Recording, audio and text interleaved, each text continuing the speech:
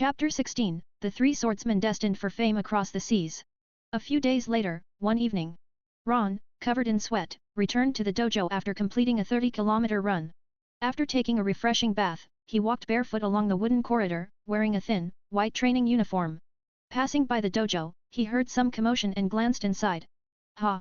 Inside, a boy with green hair was holding a bamboo sword with both hands, charging at Kuina, who effortlessly held her bamboo sword with one hand.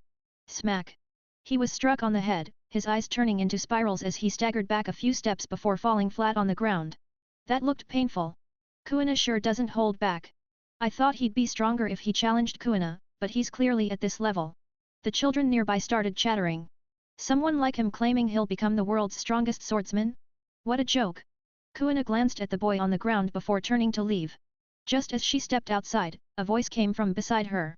That guy is weak now, but he'll be strong one day. Kuina turned her head and saw Ron leaning against the doorframe with his arms crossed. You know him? He was the first person I saw when I arrived in this village, Ron replied with a smile. Oh!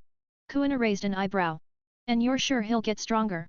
Just a feeling, Ron said, stepping past her. Tonight, in the backyard.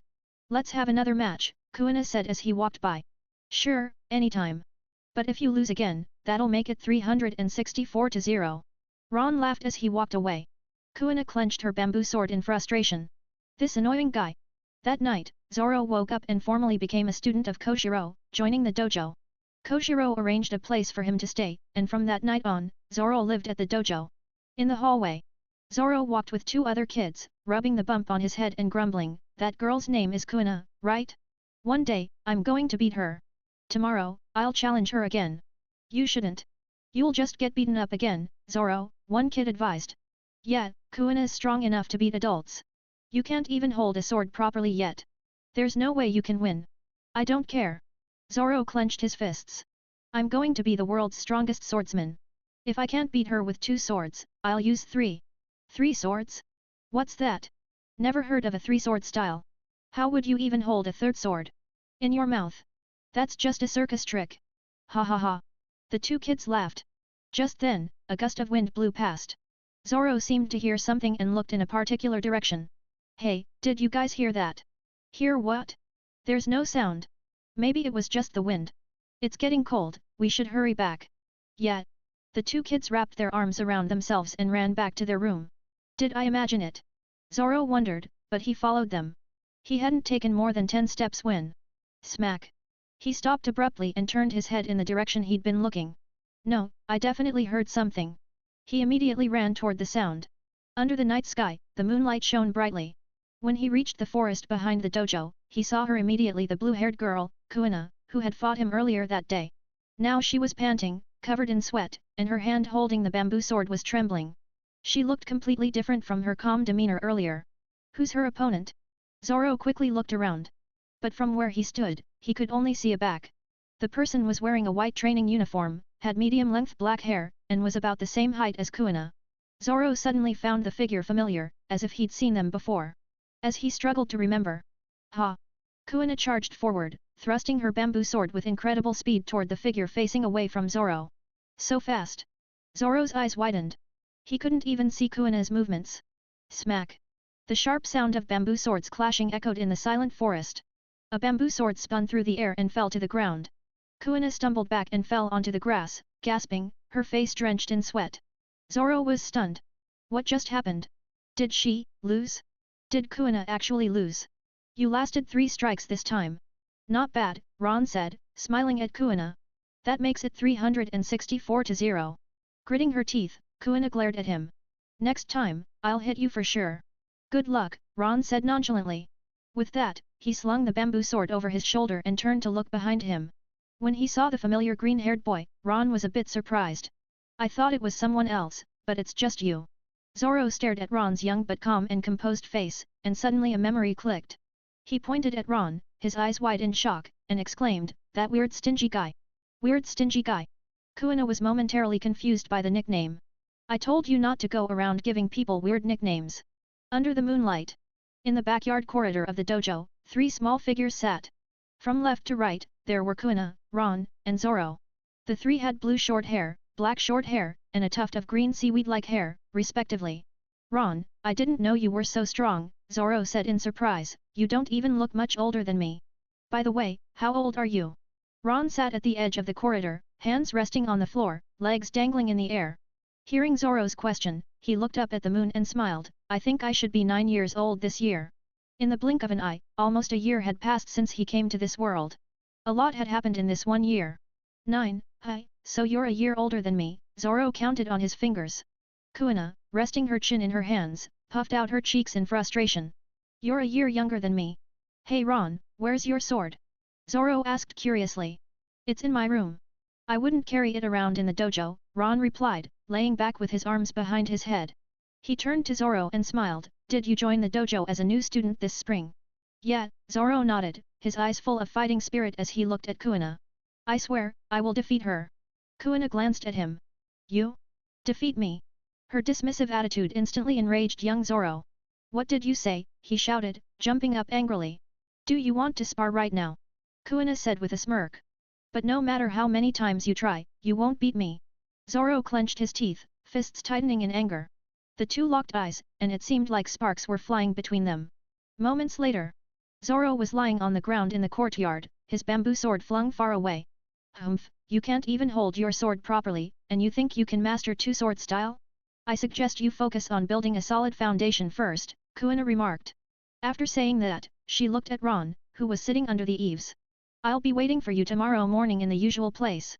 Without waiting for Ron's reply, she grabbed her bamboo sword and left. Ron stood up and looked down at Zoro, who was sprawled on the ground, and smiled, Kuina might be a girl, but she's really strong. She also trains very hard. If you want to catch up to her, it won't be easy. You'll need to put in great effort and train even harder if you want a chance. With those words, Ron walked away. Zoro lay on the ground alone, staring at the sky. I lost again. Kuina is so strong that I can't even see any hope of winning. But Ron, he's much stronger than her. And he's only a year older than me. He gritted his teeth, clenched his fists, and slammed them against the ground in frustration. Damn it! Why is the gap so huge? From that day on, Zoro trained harder than anyone else, quickly surpassing the new students who joined the dojo at the same time. He challenged Kuina more than 3 times every day, only to be defeated each time. But after each loss, he would train even more furiously. Within 2 months, he had already surpassed many senior students. His skills improved rapidly, far beyond the level he was at when he first joined the dojo. His determination and hard work earned him the respect of all the students, including Kuina, who began to take him more seriously. One day, as Zoro was training under a tree by lifting stones to build his arm strength, he saw Kuina walk by with her bamboo sword. Without thinking, he shouted, Kuina, let's duel. Kuina glanced at him. I don't have time right now. She was about to leave when a thought crossed her mind. She stepped back and said to him, come with me. Hi. Zoro looked confused. Where to? Are you coming or not? If you don't, you'll regret it, Kuina said with a mysterious expression. Zoro's curiosity got the better of him, and he immediately dropped the stone and walked to Kuina's side, following her towards the back of the dojo. When they reached the clearing behind the dojo, Zoro saw 2 figures, one large and one small, standing in the middle of the clearing. The master, and Ron. Zoro exclaimed in surprise. Are they, dueling? Kuina nodded as she looked at the scene. And they're using real swords. Hi. Zoro's heart skipped a beat. This is the first time I've seen my father and Ron seriously fight. I heard it was Ron who suggested it, Kuina said, her expression serious as she watched the black-haired boy in the center. Maybe this time we'll see his true strength. Hi. So when he fought you before, he wasn't using his full strength? Zoro couldn't help but ask. Idiot, he fought me seriously, but of course it wasn't his full power, Kuina snapped. Before today, no one, not even my father, knew how strong he really was. Zoro swallowed hard. Once again, his understanding of Ron's strength deepened. He widened his eyes, watching the fight intently, not wanting to miss a single moment. Koshiro, gripping his real sword, smiled at the black-haired boy across from him. Ron, shall we begin? Ron didn't respond verbally, but his eyes suddenly snapped open. With a powerful step, he vanished from sight. He vanished. Zoro was startled. No, it's just his speed. Kuina's expression grew serious as she focused on the arena. Ron reappeared in front of Koshiro, still in his forward-charging stance. His black hair fluttered, eyes locked on Koshiro, his face showing nothing but concentration. Whoosh! Raikiri unsheathed, tracing a brilliant arc as it slashed toward Koshiro. Crackle! Flames swirled around the blade, crackling with lightning. Koshiro's sword flashed out in response, parrying the strike. Clang. A gust of wind exploded from the collision, sweeping across the arena. Both Kuina and Zoro felt their hearts tighten. After the initial clash, Ron, holding his long sword Raikiri, launched a relentless barrage of strikes at Koshiro. The flames and lightning on the blade grew more intense. Koshiro, wielding both sword and scabbard, defended seamlessly. It's like a waterfall crashing against a boulder. Kuina murmured. Zoro, meanwhile, was completely stunned, staring at the duel with wide eyes. Ron's sword was surrounded by flames and lightning. Ron spun in the air, bringing his long sword crashing down toward Koshiro. The blow was heavy, and though Koshiro blocked it, the sheer force pushed him back several steps. As soon as Ron landed, he launched himself forward again, moving with incredible speed toward Koshiro. Flame dance. His long sword burned like a blade of fire, engulfed in fierce flames. Wherever the blade moved, flames trailed like flowing crimson ribbons, spiraling around Ron as he charged Koshiro. This is slash-based swordsmanship. Koshiro's eyes gleamed with admiration. Then, his gaze sharpened, and a blue aura surrounded his sword. One-hearted slash, flowing water. He slashed out. Fire clashed fiercely against water. Violent winds erupted, shaking the nearby trees. Kuina and Zoro had to raise their arms to shield their faces from the intense gusts. When the wind subsided, they immediately looked toward the arena. Ron was kneeling on the ground, breathing heavily, with Raikiri planted in the earth nearby. Koshiro's sword, however, was broken in half, with only half the blade remaining. Kuina and Zoro's eyes widened in disbelief. Ron, he cut father's sword in half. That was a beautiful slash, Koshiro praised, looking at Ron with pride. In terms of swordsmanship, I don't think there's much more I can teach you. Ron, who had quickly regained his energy using the sun-breathing technique, scratched his head awkwardly. That's mostly because you held back, and also because of my sword. Koshiro shook his head, smiling. No, my sword broke because you hit the same spot every time. He looked at Ron and stroked his chin, chuckling. I'm guessing that wasn't just luck. Ron, embarrassed, averted his gaze. Koshiro gazed at the young black-haired boy before him, marveling inwardly, to force me to use a momentum realm slash after only 5 months of training, what a little monster. How long will it take for him to reach the level of a swordsman? Koshiro mused. After Ron retrieved Raikiri and sheathed it, Koshiro asked, Ron, would you like to see a swordsman's slash? Ron was stunned for a moment, then overjoyed. Really? Koshiro nodded. Follow me. The two of them walked off into the forest. It was only then that Kuina and Zoro snapped out of their amazement. So that's Ron's true strength. Kuina looked down at her trembling hands. So powerful. Zoro's whole body trembled. A swordsman can become this strong. Kuina, the master, and Ron, they aren't the strongest swordsmen in the world, are they? Of course not, Kuina clenched her fists. This isn't the pinnacle of a swordsman's strength. The top is much higher than the sky itself. Higher than the sky, that's the peak of swordsmanship. At that moment, Zoro felt something stir inside him. He looked at Kuina, his gaze resolute. Kuina, I will surpass you. I'll surpass Ron. I'll surpass the master. I'll surpass everyone and reach that peak. No, I'll be the one to reach that peak. Kuina's eyes were equally determined. Their gazes locked. Looking at Zoro's serious expression, Kuina suddenly smiled. Then, to his surprise, she raised her fist. Then let's make a promise. No matter what, one of us will surpass Ron and reach the pinnacle of swordsmanship. If one of us doesn't make it, the other will carry on the dream. Zoro grinned and raised his fist without hesitation, bumping it against hers. Deal. In the forest, Koshiro demonstrated to Ron what it meant to be a sword master capable of cutting through iron. With just a wooden stick, he effortlessly sliced a boulder larger than Ron into 2 clean halves, the cut perfectly smooth. This is the slash of a sword master, Koshiro said, smiling at Ron, as always, while the boulder behind him slowly slid apart. A sword master's slash moves at will. If one wishes to cut, even a dull wooden stick can split through steel. If one does not, even a sharp sword like your Raikiri cannot cut through a sheet of paper. Back at the warehouse, Ron was still replaying Koshiro's words in his mind. A slash at will. He murmured, sitting in the moonlit warehouse while gently caressing Raikiri on his lap. It felt as though he had grasped something, but at the same time, nothing at all. I'm still far from the level of a sword master, Ron thought, but I can feel that I'm close to reaching the first stage force. During today's battle, I felt like I brushed against it. Now, all I need to do is recapture that sensation. Ron closed his eyes, allowing the sun-breathing technique to work unconsciously. This technique, the progenitor of all breathing methods, was helping Ron in ways he couldn't yet fully comprehend. He spent the entire night in deep thought. The next morning, As the sun rose, Ron opened his eyes and softly smiled, "I've found it." He slowly drew Raikiri from its scabbard, and a faint, barely noticeable red glow began to envelop his body. As the sword slid free, the red aura extended from the hilt, spreading along the blade, eventually covering it entirely. "This is force," Ron murmured, gazing at the sword now bathed in red light. Several months passed in the blink of an eye. Spring gave way to summer, and the scorching heat made training at the dojo even more grueling. But for those who sought strength, this hardship was more than welcome. Zoro had completely turned into a training fanatic, challenging Kuina daily, pulling heavy stones under the trees, and running long distances with people on his back. Recently, in his effort to perfect the three-sword style, he even began training his jaw to hold the third sword in his mouth. He had gone from challenging Kuina 3 times a day, to 5 times a day, and now up to 10 times a day. His current record stood at 1045:0. He had never won a single match.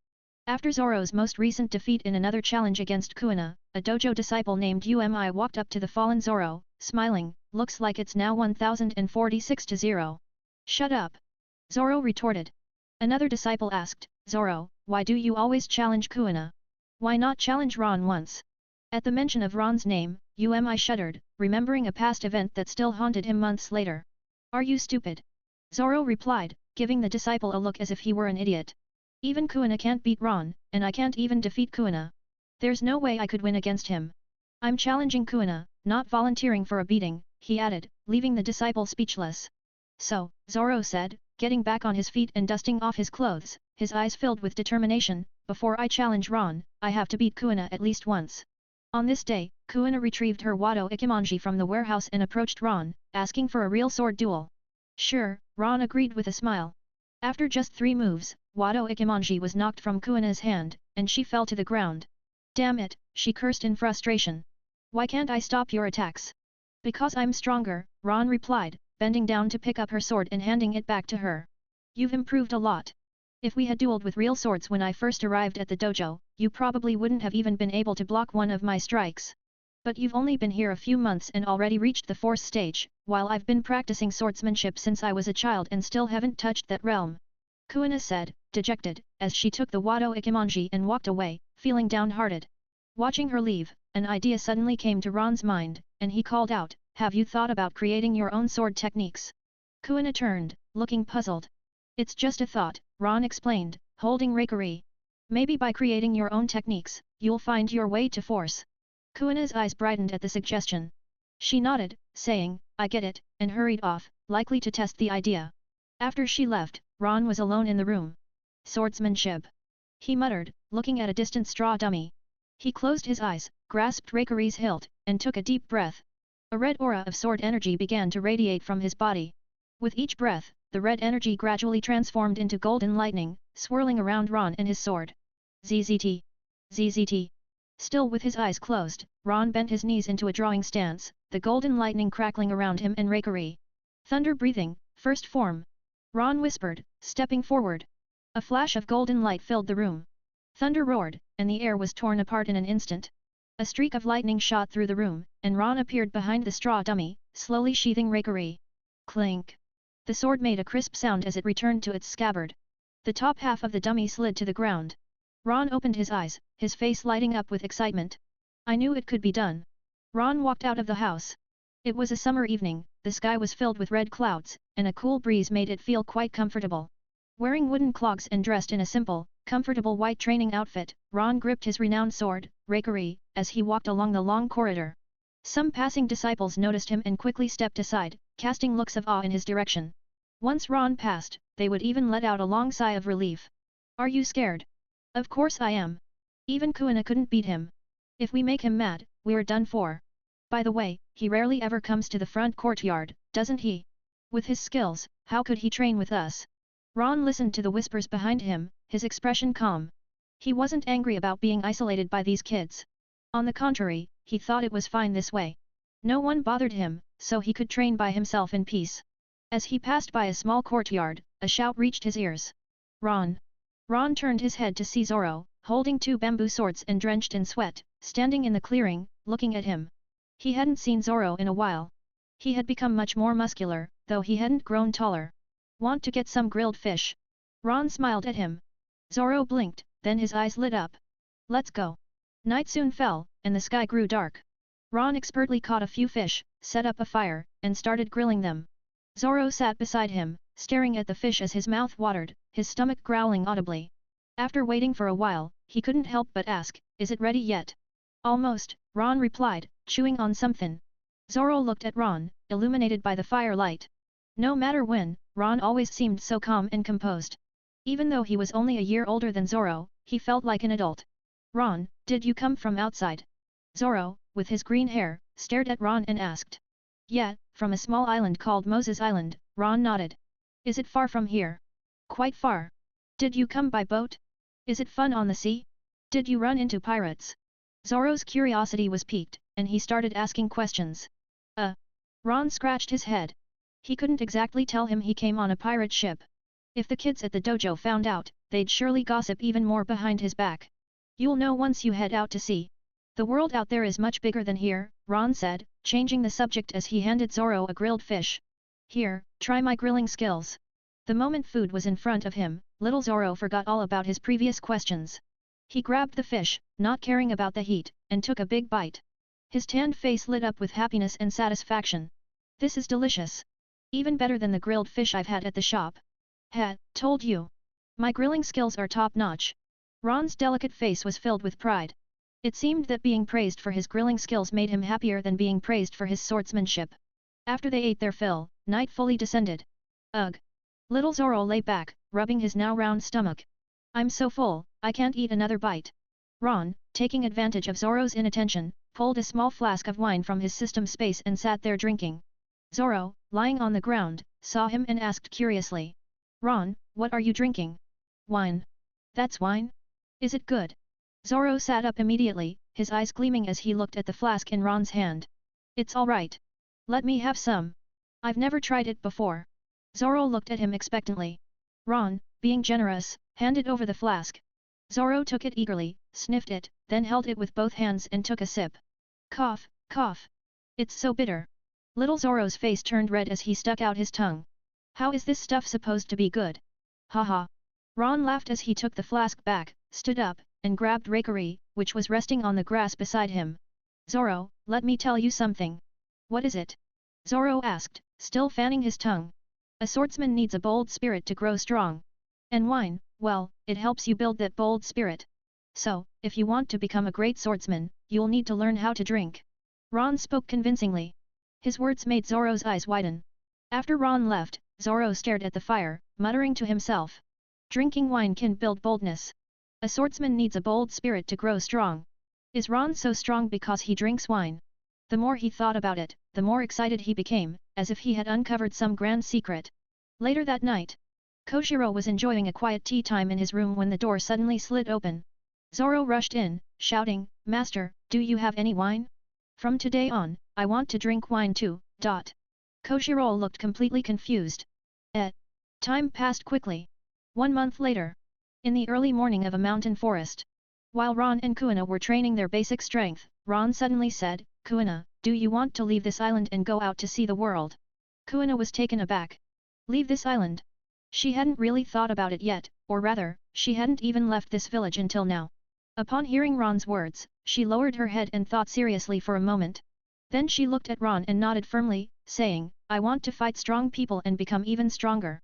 If I don't leave this small island, I'll never become the strongest swordsman." "I understand your thoughts." Ron smiled and said no more. Although he wasn't sure if his presence had already altered her fate, she definitely shouldn't die the way she did originally. "Ron, are you planning to leave this island?" Kuina couldn't help but ask. Ron shook his head, "Not yet." "Not yet?" Kuina muttered. "Are you going to miss me?" Ron's teasing remark immediately made Kuina's face flush red. "Idiot. Of course not. I'm just worried if I'll manage to defeat you before you leave." "Haha. Don't laugh." Furious and embarrassed, Kuina hurled a stone bell at him. Ron dodged it effortlessly without even looking and casually said, "Why don't you come to sea with me?" Kuina's eyes flickered with a hint of excitement, but Ron didn't notice. After some more training, the sun rose high, and the summer heat was intense. The two of them sat under a tree to cool off. Ron lay down while Kuina sat upright. From Ron's perspective, the short blue-haired girl in front of him was gradually showing her figure, no longer looking like a tomboy. Feeling a sudden impulse, Ron asked, "By the way, Kuina, does the dojo have a whetstone?" I want to use one. Kuina looked at him curiously but nodded, yeah, it's in the warehouse. I'll take you to get it. Alright. They headed to the warehouse together. Kuina went upstairs to retrieve the heavy whetstone. Just as she picked it up and was about to come downstairs, her foot inexplicably slipped, and she suddenly tumbled down the stairs. Ah! As Kuina flew through the air, a sudden thought crossed her mind. Am I going to die? Just as she was about to hit the ground, Ron caught her firmly. Ron's serious voice echoed in her ears. Be careful. Kuina instantly snapped back to reality. Realizing that she had been caught by Ron, lying in his arms, a cold sweat broke out on her back as she turned pale, still feeling scared. Ron gently put her down. Neither of them knew what to say. The warehouse fell into silence. Thank you for saving me. Kuina was the first to break the silence, her voice full of lingering fear. It was the first time she had been so close to death. Ron didn't know what to say at that moment. I'll head back. After putting down the whetstone, Kuina hurriedly left the warehouse. After she left, Ron glanced at the whetstone and thought to himself. Did my suggestion cause her to face her accident earlier, altering her fate? Or did it lead to this incident, and her fate remains unchanged? I'll have to observe further. In the following 2 months. While honing his swordsmanship and training his body, Ron kept an eye on Kuina. Since that accident, she hadn't encountered any more danger. Moreover, that near-death experience seemed to give her a new insight into her swordsmanship, and she appeared to be on the verge of mastering the concept of momentum in her blade, just one step away from the sword momentum state. One day, while passing by, Kuina was having a real sword duel with Zoro. After defeating Zoro, Kuina grinned and said, using 2 swords is heavy, right? That makes it 2002 victories for me. Damn it. Zoro was utterly frustrated. Ron walked away without drawing attention, his steps feeling a bit lighter. At night, Ron sat cross-legged in the dark warehouse, with the renowned sword Raikiri and a whetstone in front of him. In the darkness, his eyes shone brightly. System, show me my current stats. Understood. Host, Ron. Age, 9. Vitality, 195. Sun breathing technique mastery, 24%. Swordsmanship, sword momentum, initial mastery. Weapon, one of the great grade swords, Raikiri. I've been at the dojo for almost half a year now. My swordsmanship may not improve much further without real combat training. Once I fully master the other breathing techniques, companion sword skills and the Ichitoryu techniques taught by the master, I'll need to think about heading to the next place. Ron thought to himself. With the system in hand, he was destined to be a traveler in this world, never staying in one place for too long. You're planning to leave? Koshiro looked at the black-haired boy sitting in front of him, a bit surprised, but quickly calmed down. Stroking his chin, he nodded, it makes sense. This dojo doesn't have much left to teach you. Going out to face stronger opponents is probably the right choice for you. When do you plan to leave? In early winter. Ron replied. There were about 3 months until early winter. Early winter, hi. Koshiro smiled. I remember you arrived at our dojo last winter, and now, it's almost been a year. I'll never forget the guidance and lessons I've received this past year, Ron said sincerely. Koshiro smiled warmly. I'm glad to have had a disciple like you. Maybe soon, I'll hear your name echo across the seas. Koshiro's expression turned slightly more serious as he said, Ron, I don't know what kind of person you want to become, whether a pirate or a marine. I won't interfere with that. But I want to tell you this, as a swordsman, you must have something in your heart that you firmly protect. Only with a steadfast and clear mind, never going against your own beliefs, can you unleash the full power of your sword. Your strikes will be unstoppable. Something to protect. Ron murmured. Koshiro's expression returned to his usual gentle demeanor, and he smiled. It's not easy to find what you want to protect. I also struggled and wandered for a long time before I found my purpose. You're still young, so don't rush. When you've seen the vastness of the sea and met all kinds of people, you'll naturally understand. Ron nodded thoughtfully, committing Koshiro's words to memory. The two walked outside. Koshiro suddenly remembered something and turned to Ron. By the way, if you leave in the winter, there probably won't be many ships passing by the island. Why not wait until early spring? I have a friend who should be coming to this island for supplies by then. I can ask them to take you. How does that sound? Ron thought for a moment, then nodded, all right. Time passed quickly. A few months went by, and winter turned into spring. It was now the beginning of another year, and Ron had turned 10. Before he left, the news of his departure somehow spread throughout the dojo. When Zoro heard, he was shocked and immediately ran to find Ron. In the backyard, where cherry blossoms were in full bloom, he found Ron lifting a massive stone dumbbell. Ron had grown taller since before, though he was still quite small. His body was well proportioned, and though the muscles under his thin white training robe weren't overly pronounced, their lines were full of vitality and strength. Only his enemies knew the terrifying power hidden within his small frame. Ron, are you really leaving? Zoro asked bluntly, staring at him intently. Yeah, Ron replied without turning around. I'm leaving tomorrow. Zoro gritted his teeth, clenching his fists. Why? Why are you in such a hurry to leave? Ron said nothing. Before you go, I want. Zoro trembled all over, clenching his fists tightly as he shouted at Ron's back, I want to fight you one last time. He knew that once Ron left, it would be uncertain when they would meet again on the vast sea. Ron stopped lifting the dumbbell. Turning his head, he smiled at Zoro. All right. The two of them used the dojo's regular real swords for the duel. Ron held his sword with one hand. Zoro held his with both hands and gripped another in his mouth, struggling to maintain a balanced stance. So, this is your three-sword style, Ron said with a smile, looks like you're still not quite used to it. Shut up. Zoro growled through the sword in his mouth, glaring at Ron. Come on, Ron gestured for him to make the first move. Zoro didn't hesitate. He knew his strength was inferior to Ron's, so he had to go all out from the start, or he would be quickly defeated. He dashed toward Ron with a step. Clang! As their blades met, Zoro's eyes widened in shock. It felt like he had struck an immovable wall of iron. No matter how much force he used, Ron's sword remained unshaken. Your body still needs more training, Zoro, Ron said with a smile. Then, with a swift movement, he flicked his sword. Zoro's three swords flew out of his hands and mouth.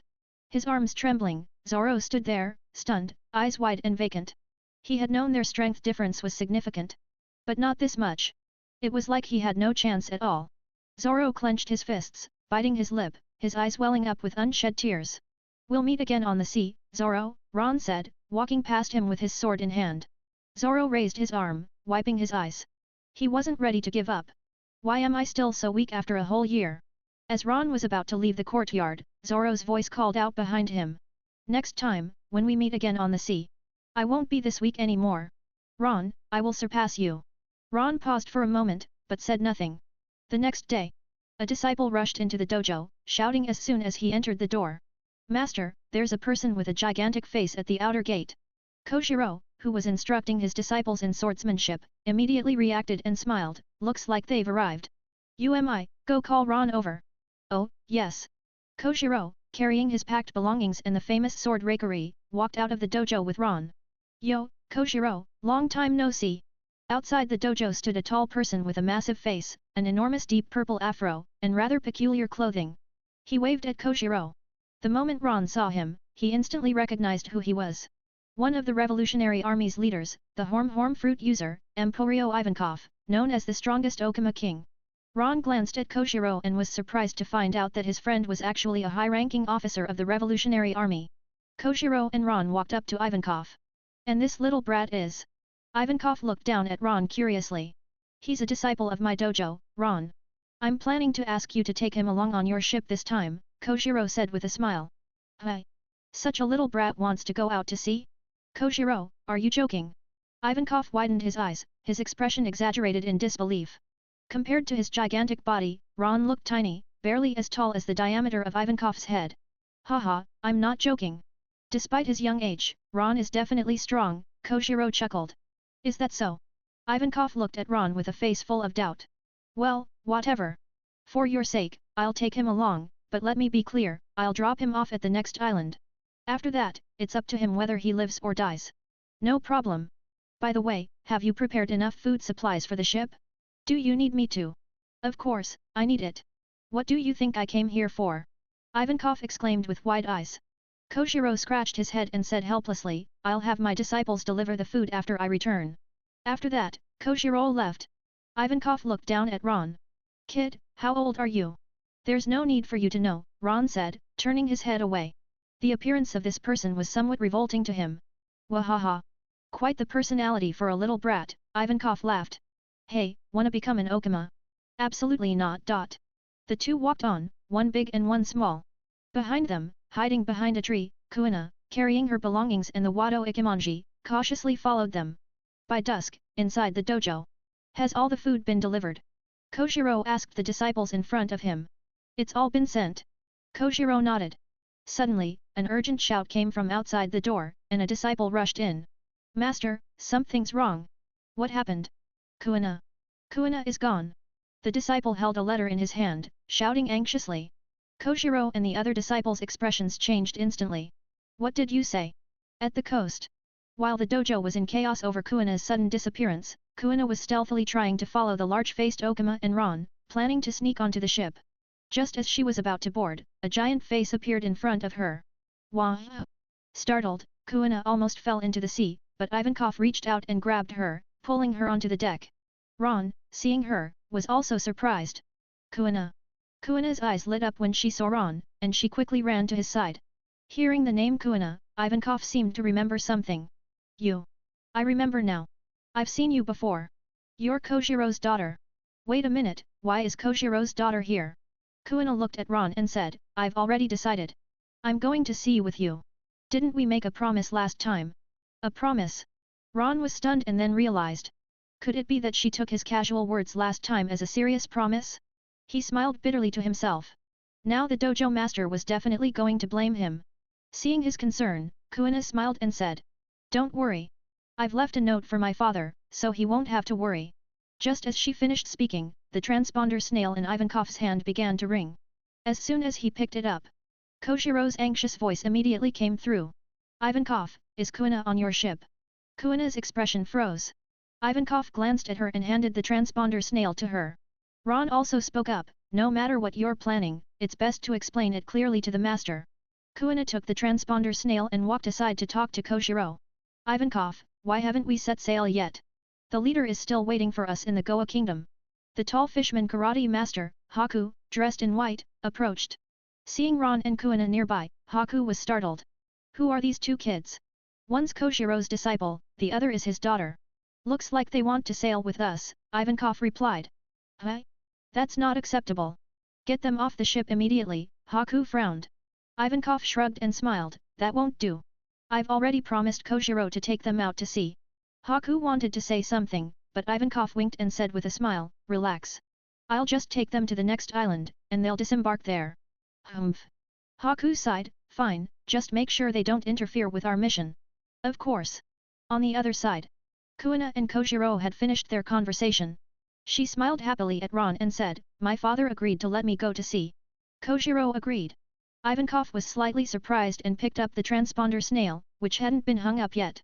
This is really unexpected, Kojiro. I never thought someone as protective of his daughter as you would allow her to go to sea. I had no choice.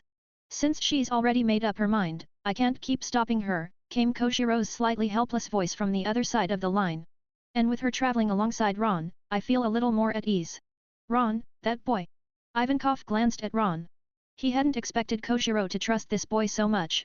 Could there really be something special about him? Ivankov, I'm counting on you to take care of the two of them, Kojiro continued. Scratching his head, Ivankov replied, I never thought I'd be asked a favor by Kojiro, who never asks for anything. Since that's the case, I have no choice. I'll take responsibility for these two and take good care of them until we get to the next island. Thanks for handling that. The beeping sound from the other side indicated the call had ended. Ivankov put away the transponder snail and shouted to the helmsman, boys, set sail. The Revolutionary Army's supply ship slowly sailed away from the island. Ron and Kuina's arrival piqued the interest of several members of the Revolutionary Army on the ship. Hey, you're Ron, right? How old are you? A young woman in a black robe crouched down in front of Ron and smiled at him. 10. Ron turned his head, a bit uncomfortable with the situation. 10, huh? Wow, such a cute little brother. Hey, could you call me big sister? I'll give you candy. The young woman looked at him with anticipation. No, thanks, Ron replied, turning away. Haha, Yuri's been rejected. The people around them laughed together. The young woman named Yuri wasn't upset and laughed along with them. At this moment, a sharp-eyed man noticed the sword on Ron's back. His eyes flickered slightly as he said, Hey Ron, can I take a look at the sword on your back? Without even thinking, Ron replied, No way. Ha ha ha, Neil got rejected too. Ha ha. On the nearby deck. Ivankov, wearing a black robe, stood with Haku. Do you notice anything? Haku asked, looking at Ron in the crowd. That boy's aura is unusual, Haku observed. You don't feel it? Haku glanced at Ivankov. I just feel like his life force is quite extraordinary. Although I haven't measured it precisely, it's definitely several times stronger than an ordinary person's, Ivankov said seriously. And since Koshiro trusts his strength, this boy might be even more powerful than we imagined. A 10-year-old kid, how strong could he possibly be? Let's not concern ourselves with unnecessary trouble and just focus on getting them to the next island, Haku said, folding his arms and looking away. Any news from the commander? Not yet. In any case, we should hurry and reach the Goa Kingdom as soon as possible. You don't have to tell me. 2 days later. As the initial novelty of Ron and Kuina's arrival wore off, the crew on the ship returned to their respective tasks. Ron and Kuina also found time and space to practice on the ship. That day, after blocking one of Kuina's vertical slashes, Ron looked at her in surprise. Kuina, you've entered the momentum state.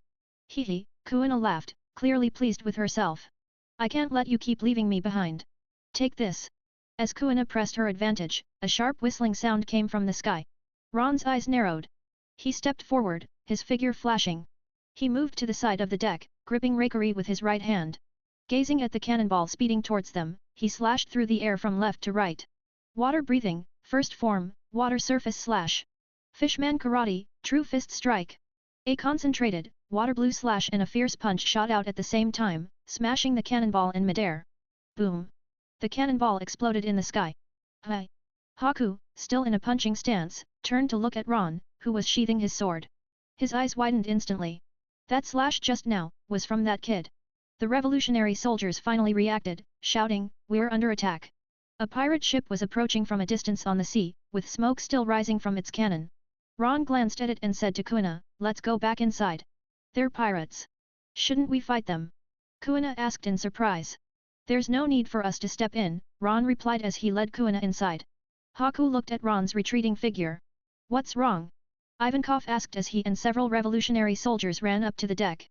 "A pirate ship has spotted us," a man in a black robe replied. "They must have mistaken us for a fishing boat." Ivankov put his hands on his hips and smiled at the pirate ship. "The pirates of the East Blue sure are bold." Just then, another cannon shot was fired from the pirate ship. Haku leaped up and kicked the cannonball into the sea. Boom! The sea exploded with a splash of water. Ivankov looked at Haku and said, "I'll leave this to you." Without saying a word, Haku jumped into the sea. Before long, chaos erupted on the pirate ship as Haku single-handedly subdued the crew. Moments later, Haku returned to the ship, sitting on the deck while wringing out his soaked clothes. "Good job," Ivankov said, walking over to him. "I misjudged him," Haku said suddenly. Ivankov looked at him, confused. "Hi! That boy named Ron is stronger than I thought. He was the first to sense the incoming cannonball, and his slash hit it before my punch," Haku said gravely. "What?" Ivankov was shocked. "That boy? You mean that boy shattered the cannonball midair with a slash? How is that possible? He's just a 10-year-old kid." "I know it sounds unbelievable, but, it's true," Haku said seriously. "That boy, Ron, is really strong." Ivankov stood there, speechless. It was night. The bright moon hung in the night sky, casting a silver glow across the sea. On the deck, two small figures were leaning on the railing, gazing at the night sky and the vast ocean. "Ron, how long have we been out here?" Kuina asked softly, resting on the railing. "About 5 days, I think," Ron said, leaning against the railing and looking up at the stars. "Only 5 days? It feels much longer. I wonder how my father and Zoro are doing," Kuina murmured, gazing into the distance, missing the dojo. She turned to Ron and asked, "Where is your hometown, Ron?" "I don't know either," Ron replied, stretching out his hand toward the sky. "Maybe it's somewhere as far away as the stars." Kuina stared at him for a long moment. When Ron turned his head, she quickly shifted her gaze and changed the topic. "By the way, that slash you performed today, did you reach the realm of will?" Ron shook his head. "No. It looked like I reached that realm, but it wasn't. It was just the result of swordsmanship combined with breathing techniques." "Can breathing techniques be used together with swordsmanship?" Kuina was a bit surprised since she had also learned some basic breathing techniques from Ron. Ron paused for a moment and then scratched his head. "Did I never tell you that?" Kuina puffed her cheeks. After thinking for a moment, Ron gave her an awkward smile and said, "I guess I forgot to mention it." 2 days later. The ship reached an island. As they disembarked, Ron noticed a few familiar figures. Dragon, the leader of the revolutionary army, cloaked in black. And the towering figure of Bartholomew Kuma. "Who are they?" Kuina asked. Dragon cast his gaze towards Ron and Kuina. Under that gaze, Ron immediately felt an unprecedented pressure. Strong. Much stronger than he was now by hundreds of times. Ron instantly recognized the vast difference in their power. "They are Koshiro's apprentice and daughter. He asked us to." Ivankov explained the situation to Dragon. Dragon nodded. I see. We owe Koshiro a lot. There is some danger on this island. If you wish, you can join us on our ship to the next island. Danger. Ivankov was startled and then looked at Dragon with a serious expression. Has the Goa Kingdom decided on something? Dragon nodded. They've decided to burn down the entire slum district. What? The members of the Revolutionary Army, standing behind Ivankov, were shocked, their faces filled with anger. Those nobles, a young Revolutionary Army member cloaked in black clenched his fists, grinding his teeth in fury. We can no longer change this kingdom, but we can at least save more lives. That is our purpose this time, Dragon said in a deep voice. Kuina, holding her Wado Ikimonji, sensed the change in atmosphere. She moved closer to Ron and softly asked, it seems like something terrible is about to happen on this island. Should we get off here? Ron didn't respond immediately, stroking his chin in thought. If he remembered correctly, the fire in the slum district of the Goa Kingdom happened when Luffy, Ace, and Sabo were kids. It was the event that made Sabo give up on the nobles, leading him to run away to the sea, only to nearly be killed by the celestial dragons. The Goa Kingdom was definitely full of dangers right now. Taking Kuina with him might be risky. As he was lost in thought, Dragon, Bartholomew Kuma, and other Revolutionary Army members were learning more about the extraordinary black-haired boy with a sword on his back from Ivankov and Haku. Several curious glances were directed his way. That sword, could it be the Wado Ikimonji, one of the 21 great swords passed down by the Shitmotsuki family in Wano? A middle-aged swordsman from the Revolutionary Army, cloaked in black, looked at the Wado Ikimonji in Kuina's hands in surprise. That sword is worth at least 100 million berries. Isn't Koshiro worried about letting his daughter carry it on her journey? 21 great swords. A companion next to him was surprised and pointed at the sword on Ron's back. What about that boy's sword? The swordsman squinted, observing closely. At first glance, he couldn't make out much from the hilt. He shifted his position slightly to get a clearer look and gasped when he saw the white scabbard with golden lightning patterns. No way! His exclamation drew everyone's attention. Corv, what's wrong? Dragon asked. Nothing. It's just that the sword on that boy's back really surprised me, Corv quickly replied. Sword. Ivankov and Haku turned their eyes to Ron's sword. What's so unusual about it? If my guess is correct. Corv's eyes burned as he looked at the sword on Ron's back. That sword must be one of the 21 great blades, the one said to cut through thunder itself, Raikiri. The members of the Revolutionary Army were all shocked. Even Dragon and Kuma glanced at the sword on Ron's back. I didn't expect to see this sword reappear. Corv couldn't help but rub his hands, his eyes full of excitement. Ivankov stepped forward, standing between Corv and Ron, and bent down, saying, Corv, don't get any ideas about Ron boy's sword. I wouldn't. I just wanted to take a closer look. This sword has been lost for hundreds of years. To a swordsman, it's like seeing a peerless beauty. How could I resist? Corv quickly explained. Ron, Kuina tugged on Ron's sleeve, maybe we should get off here. Ron snapped out of his thoughts, was startled for a moment, then nodded. All right, let's get off here. He turned to Dragon and Ivankov and said, we've decided to disembark here. Ron boy. Since you've made your decision, we won't stop you, Dragon said, watching Ron. But be careful on this island. Ron nodded. As he and Kuina prepared to leave the ship, Kuma walked up to them, towering over the two. Kuina, feeling intimidated by Kuma's large frame, edged closer to Ron. Kuma bent down and opened his massive palm, revealing a few pieces of candy. Ron was taken aback. Are these for us? Kuma nodded. Such a gentle person. Ron thought to himself. But then, remembering Kuma's future fate, he fell silent. After taking the candy and thanking him, Ron and Kuina headed into the forest near the shore. Kuma raised his hand and waved at them. Ivankov, watching this scene, laughed with hands on hips. Kuma is always so fond of children. In the forest. Where are we going now? Kuina asked Ron. To the Goa Kingdom. Goa Kingdom. The moment Ron stepped into the kingdom, a familiar system prompt echoed in his mind. Detected location, Goa Kingdom. Sign-in conditions met. Sign in now. Sign in. Sign-in complete. Reward obtained, vitality plus 10. Ron waited for a while but heard no more system prompts. His face darkened. That's it. What's wrong?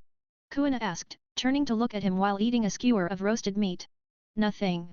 Ron forced a smile. Good, Kuina said, not paying much attention as she admired the surroundings. This place is so beautiful. The streets are spotless, and it smells like flowers. It's nothing like Shitmotsuki Village. It's just the surface, Ron said flatly. Hi. Kuina blinked in confusion. You'll understand soon enough. It didn't take long for Kuina to understand. When she asked an elegant, kind-looking old man for directions and revealed she wasn't from a noble family, his face turned dark. He coldly called the street guards to drive her away. Kuina instantly understood Ron's earlier words. This seemingly glamorous place was rotten with the stench of nobility. Do you still think this place is better than Shitmotsuki Village? Ron asked as they were chased by a group of heavily armored guards. Absolutely not. Kuina shouted, Shitmotsuki Village is 100 times better than this. As they ran through a street, Ron caught sight of a blonde boy with goggles and a suit running anxiously in a certain direction. Ron immediately recognized him. One of Luffy's two brothers. The noble-born Sabo. But at that moment, a group of noble guards appeared behind and in front of Sabo, tackling him to the ground as he struggled desperately. Let me go. I have to save them. I must save them. Sabo shouted, struggling against the guards. The guards held him down without mercy. Ron's eyes narrowed as he watched, then he suddenly stopped. Kuina, wait for me outside the city, he said. Huh? What? Kuina hadn't fully processed what was happening when she saw the city guards rushing toward Ron. But they grabbed at nothing. In the next second, a powerful punch landed in the stomach of the lead guard, causing him to roll his eyes and collapse unconscious. I'll meet up with you later, Ron said to Kuina. Kuina nodded. I understand. She didn't know what Ron was going to do, but she trusted him unconditionally. After Kuina left, the remaining city guards raised their weapons and charged at Ron. You brat knocked out the captain. Ron's figure flickered, and a flurry of punches followed. In seconds, the towering guards were all unconscious, eyes rolled back. On the other side of the street, a middle-aged noble, surrounded by servants, walked up to Sabo, who was pinned down, and looked down at him struggling desperately. Come back with me. No. I want to save Luffy and Ace. Sabo shouted. Foolish. How could I have such a foolish son? To treat two commoners as friends, you're tainting the noble blood flowing in your veins. Sabo's father, Outlook 3, glared at him angrily. After today, those commoners and that filthy, trash-filled slum will cease to exist. As he spoke, flames began rising on the other side of the city. No. No, no, no. Sabo's pupils shrank, and with tears streaming down his face, he struggled desperately but was held down firmly. Take him back. Outlook 3 turned around, leaning on his cane, and adjusted the brim of his hat. Bang! Bang! Bang! A few heavy thuds, accompanied by cries of pain, rang out behind him. Outlook 3 turned around in confusion. All of the burly guards holding Sabo down were knocked to the ground, scattered around unconscious with white eyes. A black-haired boy, wearing a white training uniform and wooden sandals, stood before Sabo, carrying a long sword on his back. Who are you? What did you do? Outlook 3 involuntarily took a step back. Tear-streaked Sabo was also staring blankly at Ron, who had suddenly appeared before him. Ron bent down, grabbed Sabo by the collar, and lifted him up. He smiled at the stunned Outlook 3. A noble son, huh? You should fetch a good price. With that, he lightly pushed off the ground and sped off into the distance, carrying Sabo, disappearing at the end of the street in an instant. It was only then that Outlook 3 realized what had happened. Wasn't this kidnapping? How brazen! A kidnapper had the audacity to take his son right in front of him. Outlook 3 trembled with rage, not because Sabo was taken but because his son being kidnapped in front of him was a severe blow to his noble pride. When Ron and Sabo arrived outside the city, Sabo, upon being let down, immediately ran to the side and vomited violently. Kuina walked over, looking at Sabo curiously and asked, Who is he? A noble son, I kidnapped him. Ron chuckled. Kuina was taken aback, Hi. After finishing vomiting, Sabo finally calmed down, still shaken. I almost thought I was going to die. He stood up, looked gratefully at Ron, and said, I don't know who you are, but thank you for helping me escape. My name is Sabo, and I won't forget this favor. Sabo was smart enough to realize Ron had helped him. Kuina, upon hearing this, became even more confused. He kidnapped you, and you're thanking him? Is this what nobles are like? No need to thank me, but don't you have something else you need to do? Ron reminded him.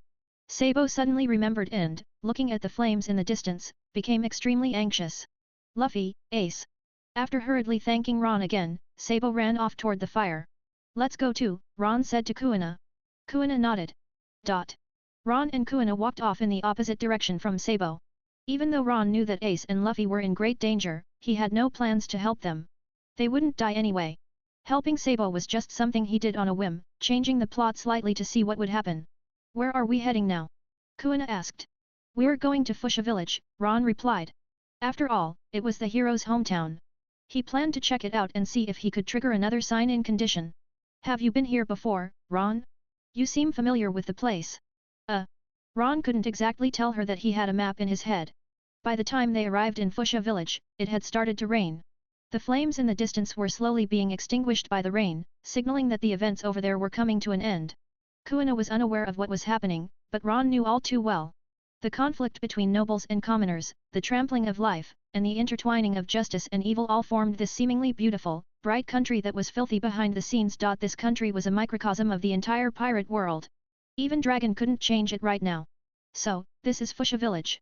Kuina asked as she saw the giant windmills ahead. Ron nodded, just as a system notification sounded in his mind. Beep, detecting host's presence in Fuchsia Village. Sign-in condition met. Do you want to sign in? Ron's eyes lit up in delight. Sign in. Sign in successful. Reward, plus 10 vitality. Permanent buff, true essence of tempering. A permanent buff? Ron was stunned. Before he could examine it further, the rain started pouring down heavily.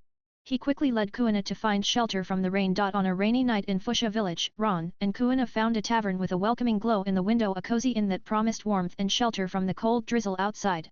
As they stepped in, they were quickly greeted by a stocky server who didn't seem thrilled by their arrival. Welcome to our humble establishment. Wait a minute, two kids? Hey, we don't serve children here. Off you go, he barked, his expression hardening. Ron responded with a calm smile, drawing a small pouch from his pocket. He casually tossed a few golden coins onto the counter, making them clink loudly. We'll just stay the night. This should cover it, Ron said nonchalantly. The server's eyes widened at the sight of the genuine gold coins. Immediately, his expression transformed into one of eager friendliness, practically glowing with delight. Why, of course, that's no problem at all, he said, pocketing the coins quickly. With that settled, he directed them to a quiet corner of the tavern. Ron and Kuina took their seats, and soon the server brought them plates of food and glasses filled with fresh juice. Ron took a sip, savoring the rare moment of peace. Ron, where did you get that gold? Kuina asked, curiosity flickering in her eyes. She had never seen Ron carry anything like that before, and his thin white training robe seemed to lack any pockets large enough to hide such a pouch. Did you steal it? Ron laughed and shook his head. Of course not. Then, how did you get it? Kuina pressed, looking at him suspiciously. It's mine, of course, he replied, giving her a nonchalant shrug. I just kept it somewhere you wouldn't have seen. Kuina looked away, cheeks tinged red as if she had guessed something she found embarrassing. Quickly, she changed the topic, sipping her juice in silence. Meanwhile, Ron's mind turned inward as he delved into the information about the permanent buff he had recently acquired. True essence of 10,000 tempers, anything done with focus and dedication will yield twice the result. So, it'll accelerate my progress as long as I put my heart into it, Ron mused to himself, already considering how this buff would benefit his swordsmanship. For example, if he trained his sword techniques for an entire day, he would normally gain 10 points toward his sword proficiency. But with this buff activated, he would gain 20 points in half the time, exponentially increasing his growth. A grin spread across his face as he imagined how much faster he'd grow. Ron, Kuina's soft voice pulled him out of his thoughts. What is it? Ron asked, looking up. Don't look now, but there's a table of people over there who seem to be staring at us, Kuina whispered, her voice barely audible. Ron's gaze subtly drifted to where she indicated. Sure enough, 4 burly men with tattoos snaking across their shoulders and faces were seated across the tavern, their heads huddled close as they exchanged whispers and smirks while occasionally casting furtive glances at Ron and Kuina. The expression in their eyes was unsettling, as though they viewed the two young travelers as easy prey. Ron's eyes narrowed, his friendly demeanor fading into something colder. Apparently noticing Ron's sharp gaze, the men shared an amused look. Then, the largest of them, a bald, heavily muscled brute, pushed back his chair and stomped toward them, every step heavy with arrogance. He stopped at their table, his tattooed hand slapping down on the wooden surface as he loomed over Ron, sneering. What are you looking at, brat? You got a problem? His voice was a low growl as he leaned in, menacingly close. Do you even know who I am? I could rip your eyes out if I wanted to. Nearby, a few patrons whispered anxiously. That kid's in big trouble. Didn't he realize who that thug is? That's Loot. He used to be with the Higama bandit group. Seems a little extreme, wasn't it? Just a glance, someone else muttered, sounding a bit pitying. Ron remained calm, turning to Kuina with an impish grin. Wanna practice your sword skills? He asked her. Kuina's face lit up as she nodded enthusiastically, her blue eyes sparkling. Loot's face flushed with anger. His 3 companions, still seated, jeered at him impatiently. Hurry it up, Loot. They're just kids, how long is this gonna take? Just grab their money and be done with it, another complained, rolling his eyes. Shut up! Lute barked over his shoulder before he returned his glare to Ron, reaching out with one beefy hand to grab the boy. I'll teach you a lesson you won't forget, punk. Seeing things escalate, the server approached nervously. Lute, sir, could we maybe avoid any fighting in here? If the boss finds out, I'll get yelled at for sure. Buzz off! Lute snarled, brushing the man aside before lunging at Ron. Clang! A sharp sound rang out, freezing Lute's hand mid-air. Lute's hand froze mid-air, stopping just short of his target. All eyes turned toward the scene, where a glinting, razor-sharp blade was now pressed against Lute's neck, its cold sheen reflecting the tavern's dim light. The blade was held by none other than Kuina, her slim form radiating a quiet, deadly resolve as she stared down the would-be attacker. Her eyes were fierce as she spoke in a calm, steely voice, "Take one more step, and you'll regret it." A bead of sweat rolled down Lute's forehead as he glanced down at the sword, swallowing hard. Slowly, he took a step back, his face losing its bravado as he retreated. Once they moved out of the blade's attack range, Lute wiped the cold sweat from his forehead, then his expression instantly turned fierce. "Brothers, get your weapons," he shouted. The three people sitting by the table kicked it over, pulled out their weapons, and gathered around Lute. "How dare you go against me, Blade Lute? You're quite bold. Fine, if I don't teach you two kids a lesson today, I'll reverse my name. Attack!" Lute lifted a large sword and swung it toward Kuina. Kuina, feeling a bit excited, told Ron, "Don't interfere," before lifting her sword, Wado Ikimonji, to face the four men. The other patrons in the tavern either fled in panic or stepped back, fearing they'd be caught in the fight. Some watched with malicious glee. "Blade Lute is serious now. Those two kids are finished," one onlooker commented. The tavern's attendant looked at the wrecked tables and chairs, his face full of despair. "This is bad. Makino is going to kill me. If I knew, I wouldn't have let those two in." Moments later, to everyone's surprise, the short blue-haired girl, facing four grown men much larger than her, showed no signs of struggle. In fact, she easily struck them down with the back of her sword. One man down. Two men down. Lute, who took a vertical strike head-on, was trembling, barely able to hold onto his weapon. "Are you kidding me?" he muttered, drenched in sweat. "How can a little girl be this strong?" "Ah!" screamed the third man as he collapsed beside Lute. "You're the only one left," Kuina said calmly, her breathing steady, as she stared at Lute. Lute, terrified, took several steps back. His eyes darted to his left, where he spotted the black-haired boy who had come in with Kuina, sitting at a table, calmly sipping juice and eating as if nothing was happening. An idea flashed through his mind. Suddenly, Lute dashed towards the boy. "He's going after her companion," one bystander cried. "That girl might be strong, but once her companion is captured, she won't dare to act. Such a cowardly move. This is Lute from the Higama bandit group, he's always been a scoundrel. They're in trouble now." Amidst the murmurs, one person noticed Kuina sheathing her sword. "Wait, why is she putting her sword away? She must be giving up." Hearing the commotion, Ron turned his head. "Now you realize it, but it's too late. I've got you." Lute stretched out his large hand to grab him. In the next second, a small fist appeared before his eyes, rapidly enlarging until it filled his vision. Bam! Lute's entire face was smashed in by the tiny fist, sending his large body flying across the tavern, crashing into the wall with a heavy thud. Whether he was alive or dead was unclear. "What?" Everyone in the tavern stood frozen, their mouths agape and eyes wide in shock. He knocked Lute out with a single punch. Ron casually withdrew his fist, his expression calm, as if nothing had happened. In the tavern, everyone stared in stunned silence at the two kids at the table. Just moments ago, the blue-haired girl, wielding a real sword, had taken on 4 armed men and easily defeated 3 of them. And the black-haired boy, who looked no older than 9 or 10, had sent a man several times his size flying with a single punch. The sheer visual impact of Ron's punch was even more shocking than Kuina's fight against 4 men. "What terrifying kids! Where did they come from?" someone muttered, swallowing nervously as they looked at Lute and his companions, now sprawled across the floor. The tavern attendant, staring at the cracked wall where Lute had landed, was close to tears. "I'm done for. Makino is definitely going to fire me for this." With trembling steps, he approached Ron's table, speaking humbly. "Dear guests, how about I refund your money, and you find another tavern, please?" "No," Ron replied without looking up. "You're right. I guess." The tavern attendant, tears in his eyes, retreated. Time passed. The rain outside gradually subsided. One by one, the other patrons left the tavern. With the dim lights of the tavern flickering, the silence of the night became even more apparent. Kuina yawned, her eyelids growing heavy, and soon fell asleep on the table. Ron took out a soft, warm fur blanket from his system backpack and gently covered her with it. System, show me my stats, he whispered. Certainly. Host, Ron. Age, 10. Vitality, 327. Mastery of Sun Breathing Technique, 32%. Swordsmanship, level, proficient. Weapon, Great Sword, Raikiri. Permanent buff, Essence of 10,000 Tempering, status, bound. Ron closed his eyes, focusing on activating the permanent buff. If he could activate it, he wanted to test its effects. Training every day had become a habit. Almost immediately, Ron fell into the rhythm of sun breathing, focusing on using his vitality to strengthen his body. As he immersed himself in this state, his attribute list began to change. Permanent buff, Essence of 10,000 Tempering, status, activated. At that moment, Ron's understanding of the sun breathing technique became clearer than ever before. Countless details, previously overlooked, surfaced in his mind. I need to speed up here. A pause here will help gather energy. I see now. And this part. In no time, the night passed by. At dawn, Ron slowly opened his eyes, his spirit brimming with energy and excitement.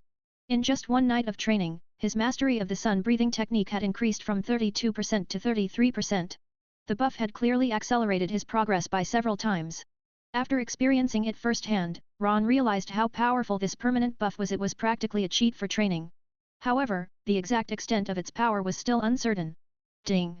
The door of the tavern was pushed open. The drowsy tavern attendant behind the counter instantly woke up. Welcome. Ah, Sister Makino. He saw the young woman who had entered the tavern, and with a jolt, he quickly stood up, wide awake. Makino, with her deep green hair and a scarf wrapped around her head, looked around the tavern, her eyes twitching slightly at the sight. She couldn't help but rub her forehead and said helplessly, I was only gone for a day. What on earth happened here? The upright tavern attendant nervously swallowed. After he recounted the events of the previous night in detail, Makino was somewhat shocked. She couldn't help but glance at the table where Ron and Kuina were sitting.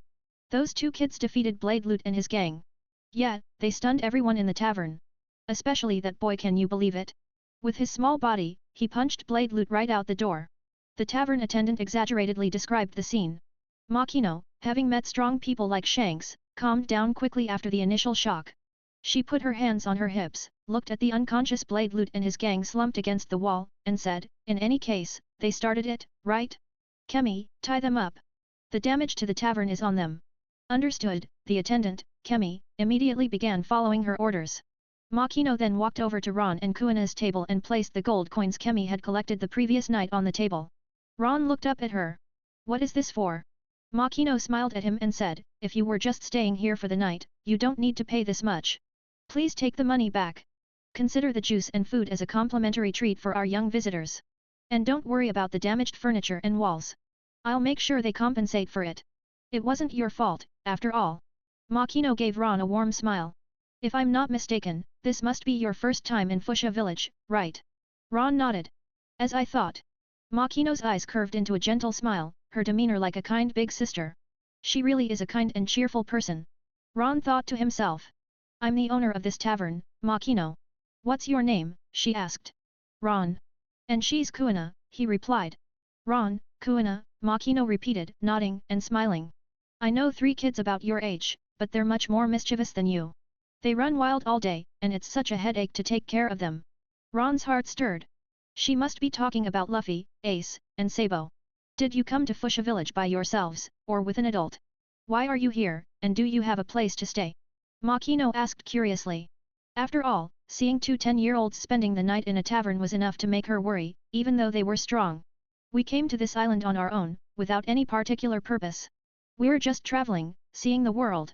As for a place to stay, we haven't figured that out yet, Ron answered. Really? You two came to this island all by yourselves? Makino was genuinely shocked. She had thought they came from another town, but it turned out they came from overseas. Kids these days are really bold. Across from Ron, Kuina slowly woke up.